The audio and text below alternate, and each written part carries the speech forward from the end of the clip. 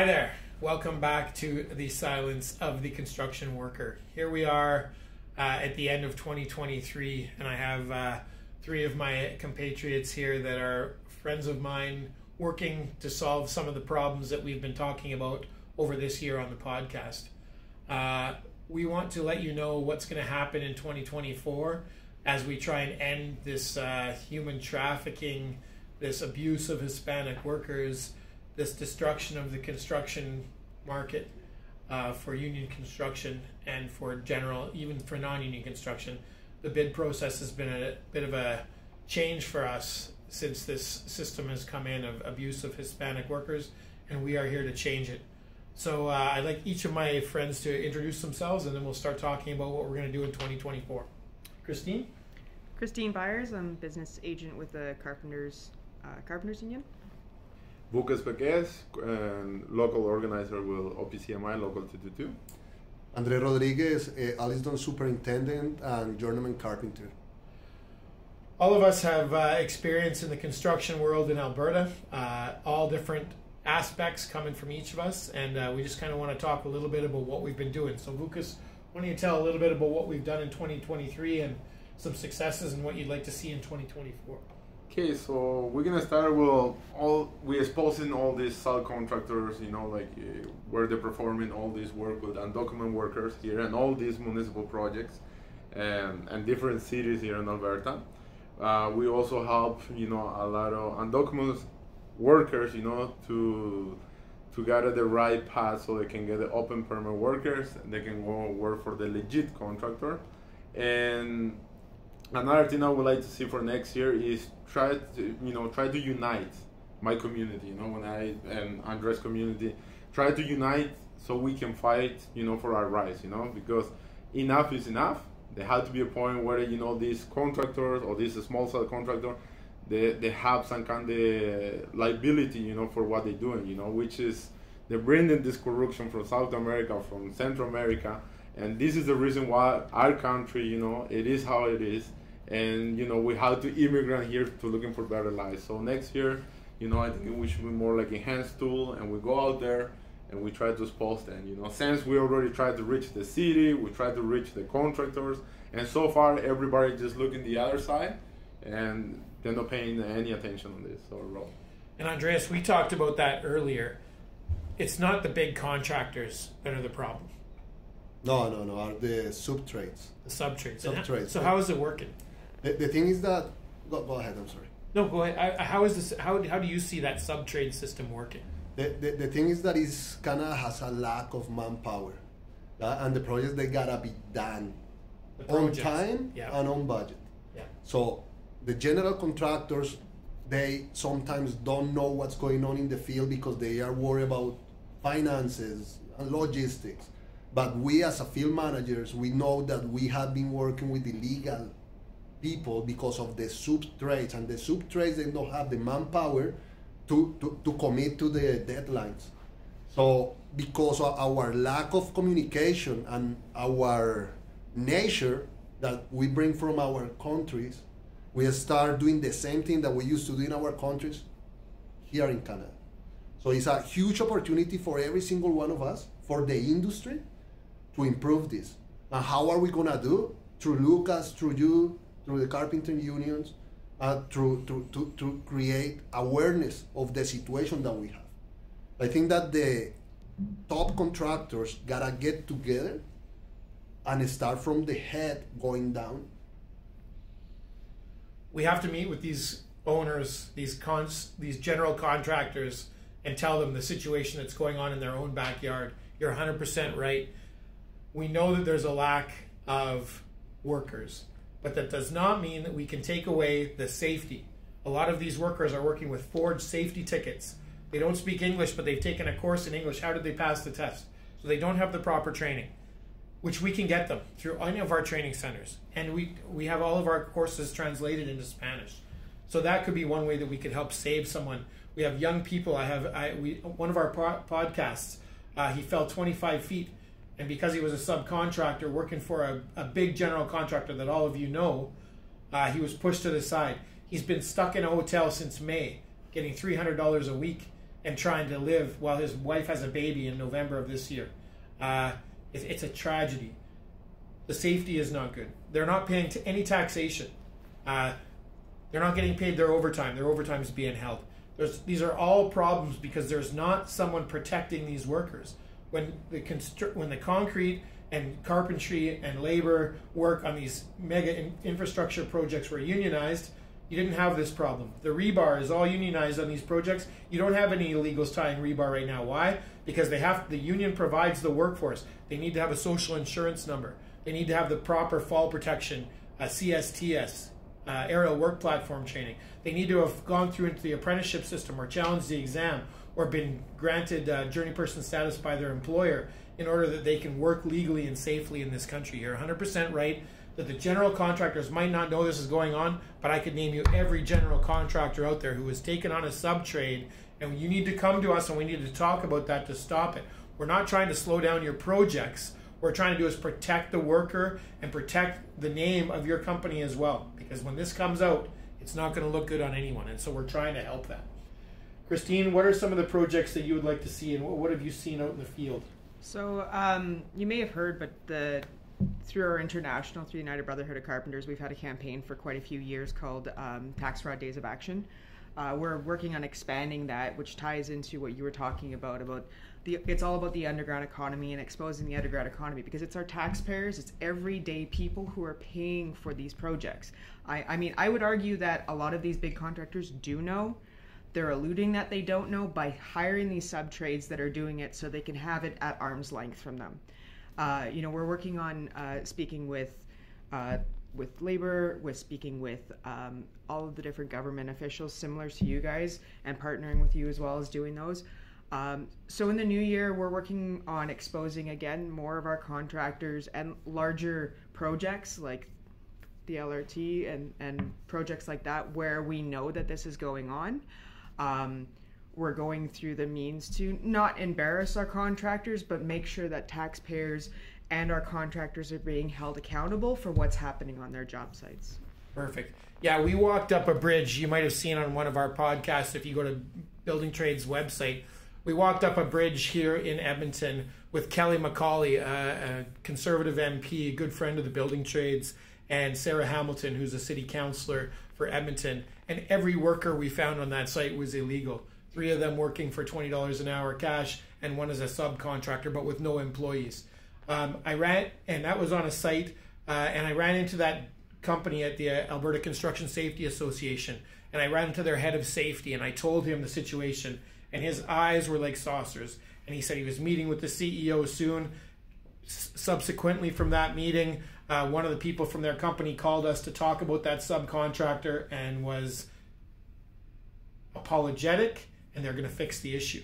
So this is just turning the spotlight onto a situation that's happening, and we want to give the benefit of the doubt to the contractors. I hear what you're saying. It would be hard for me to believe that not at least some of them know what's going on, but we still need those contractors to build our infrastructure. When I talked to a councillor on the city of Edmonton, they said the problem is there's 4 general contractors that bid everything, and we know that all 4 of those have been taken by these subcontractors. It's not a good look, and we want to fix it properly. We don't want to cause it become an enemy here. We want to be the solution to the problem. Lucas, what do you think? What can we do to be the solution? Well, I was thinking about that, and I was, for me, it's so amazing how, a legit company, because in order for them to get the visa to come here and work as a temporary foreign worker, one of the requirements, they had to have the knowledge and experience of the minimum hours on that trade. The other one, they also had to be skilled in English. None of these guys speak English. So, to be honest, I don't want to point any fingers here, but I feel like the only reason the general contractor, and I'm not talking about, all these big 4, but also all these cities, who's doing all this paving company, they're using these Spanish people just as a cheap labor. That's what it is, bro. If you want to put it that way, that's what it is, because they don't offer them any training. I talk to them. My job is to be out there most of the time, and I talk to all these guys, and a lot of these guys, they promise them one thing, they don't pay them what they promise them or what is actually on the contract. So I think we should find the solution you know, so we can work together. Because, you know, like as a union representative, you know, I have a lot of members who sitting here at home, and it's kind of frustrating and Why are they sitting at home? Well, because they don't have the same opportunity, you know, like because as a union employer, well, most of these contractors, they want you to go for E&D tests, your training, and then there's one thing, they want you to have your red seal or your journeyman ticket equivalents, yeah? Well, this is not what's going on the field. Mm-hmm. On the field, most of these Spanish guys, they're working for $20 an hour, you know, but I don't see the contractor turning around and telling the general contractor and say, oh yeah, this guy, no, I cannot charge you this much. I'm just going to charge you for $20 an hour because this is what I pay them.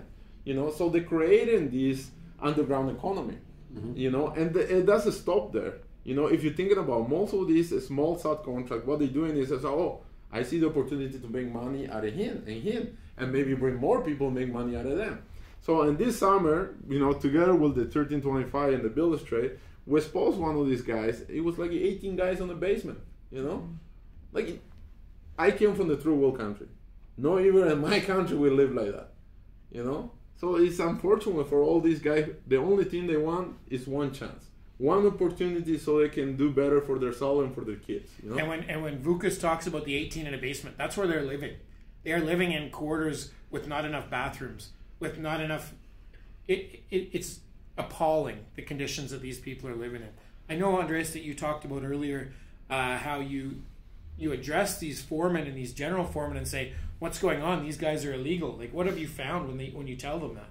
When they told them that we're illegal, they just said that's not our business, it's the sub-trade business. So I don't have anything to do with it. But I think that it's wrong because it's our name out there.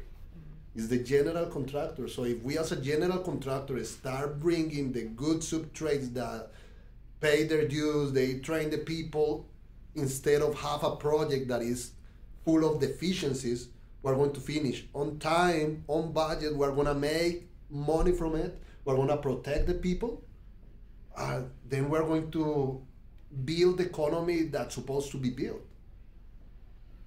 And so what we want to do, and it's a mixed group on here, building trades, union organizers, and a company. You own your own company now. Yes, I doing surveying and yes. providing a service. So you're a subcontractor to these general contractors. So we're not here trying to say that everyone has to unionize their companies. That's not what we're saying. What we're saying is we have a lack of skilled workers, but we have a ton of workers here that are working right now under the radar. We need to find a way, working with government, to help them to pick a trade that they can follow along with, make them legal, get them into our training centers and start pushing them in the right direction. We don't need as much immigration as what we're being told, because they're here, they're just working for cash under the table. We need to take the people that are here, use regularization, lean on our friends in the government, on all sides of government, municipal, provincial, federal, all sides. We don't care, left or right. It doesn't matter to us right now. What we're trying to do is end this human trafficking, this abuse, these labor abuses, these hovels these people are living in, trying to eat, going to the food bank. It's a tragedy right now. And so we need to find ways to do this. Some of the ways we need to do it is we need to start bringing people together and talking about their rights, going to the labor board. Even if you're an undocumented worker, you have labor rights here in Canada, and we need to figure out ways to do that. So the Building Trades of Alberta is going to be the host of some of these things. We're going to bring the people here. We're going to bring the Hispanic community into our building, and we're going to go to them, into their churches, into their communities, and start finding a way to fix this. In 2024, you're going to see this front and center, and we're going to do it in partnership with as many people as want to partner with us. We'll tell these subcontractors that are out there right now abusing their own Hispanic people, we're not going to let this stand. This is not going to continue. We have to fix it. So, does anybody else have any comments that you want to talk about? I have one comment. I know we focus on the Spanish because, the majority of the abuse workers right now, they are Spanish, but we know how to forget about the Ukrainians. True. The Ukrainians, the Filipinos, the Somalians.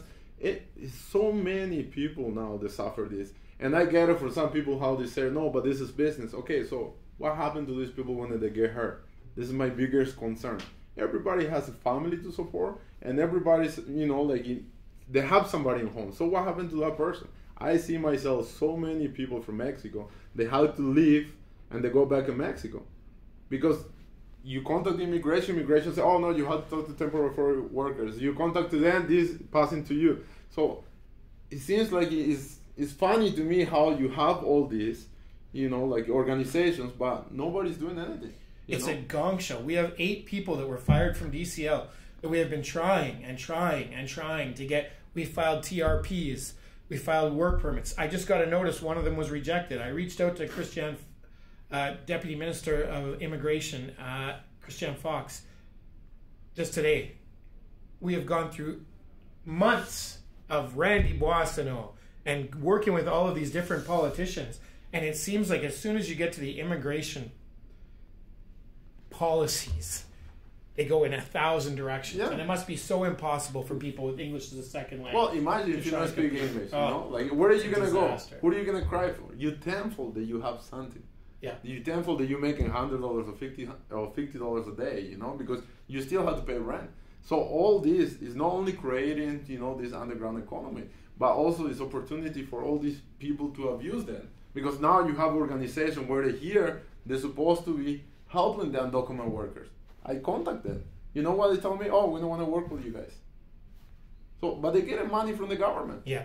Mm-hmm. So, so everybody's making money out of these guys, So for me, I said, to every Spanish guy, they are working in this situation right now. You know what? Maybe you feel like you don't have any opportunity. Maybe you feel like you don't have any power. But you know what? No. You can also fall under this vulnerable worker category, and you can also point to your employer and say, hey, listen, man, we have to talk. We have to make more money. I need to negotiate better, because this is Canada. It's not a third world country, so they have a lot. But if you fight for them, then you're on your own. Contact us. Come through the Building Trades. Talk to Vukas. Talk to Marco. Talk to our different organizers out there. Come to us and let us know what's going on with you and let us try and help you. We are working this system as best we can to try and find a way for the workers to be here. What's a message that we can give to the contractors?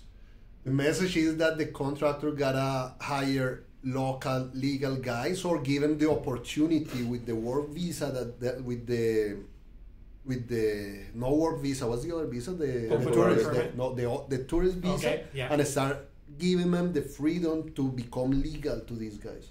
Yeah, because 35% of the manpower is from Latin America. 85% of the manpower illegal is from Latin America. So it's not a lack of manpower, it's a lack of opportunity for the contractors to save money. They rather save money instead of save lives. Because those contractors could take every illegal on their crew and give them work permits right now right for away. A little bit of money. Right That's away. right. It's disgusting. And the reason that they don't is exactly what you said, to save money. Yeah. It's all about the money. 18 years ago, I came here deaf and mute. And 18 years ago, after the process that I have done, I get the opportunity to meet you, to meet Lucas, and to meet you, to create something big from this. Awesome. I'm glad you're here. It's going to be a fun year. 2024 is going to be a great year. Any final words from anybody? I just wanted to add to what Lucas was saying and Andreas as well, is by uplifting any community that's being that's underprivileged, the vulnerable communities that we have, it actually uplifts the entire skilled trades. We know we have a skilled trade shortage. I know from my experience just being a woman in the trades and moving through that when you have a higher percentage of different minority groups on a job site, the entire job site runs better. It's more acknowledging of those changes, those different. So we need to get equity, diversity, inclusion on all of our job sites, but also educating our members, educating our contractors that this is benefiting everybody. Getting rid of the underground economy and making sure that everybody is safe on a job site. We already know from a lot of the stats we've looked at that our job sites that have higher percentages of illegals on the job sites are not safer sites. We want to make sure that those vulnerable communities are being taken care of, are getting the training that they need, are getting any help that we can help provide them with in order to bring more skilled trades and get them trained. Thank you. Lucas? No, I just want to thank you and the Builders Trade for this opportunity, and Andres, Christine here for teaming up, and trying to fight for this guy. and hopefully, you know, everybody stand up for their rights. And remember, you know, like if you don't appreciate your skill, nobody else is gonna do it. No, I think that big things happen for a reason. Thanks for the opportunity, Rob. Thank you very much. Everyone, 2024 is going to be an exciting year for the building trades. We appreciate all of our partners. There's many more out there. I thank you all for being our partners. We are going to put an end to this one way or another. We are not going to become the United States. We are going to keep construction as a good middle-class job. We're going to remain proud of our trades. We are not going to water down our trades and have jack of all trades. We are all going to be tradespeople fulfilling what we all want to do, and that is to have a good life, to have a pension, to have benefits, to have an opportunity for our children to follow us into the trade and be proud of us, to tell our sons and daughters, Mommy built that, Daddy built that. This is part of our heritage, is what we've left for Canada, and we want the same opportunity for all groups coming to Canada. Thank you very much. Happy New Year, and we'll talk to you in 2024.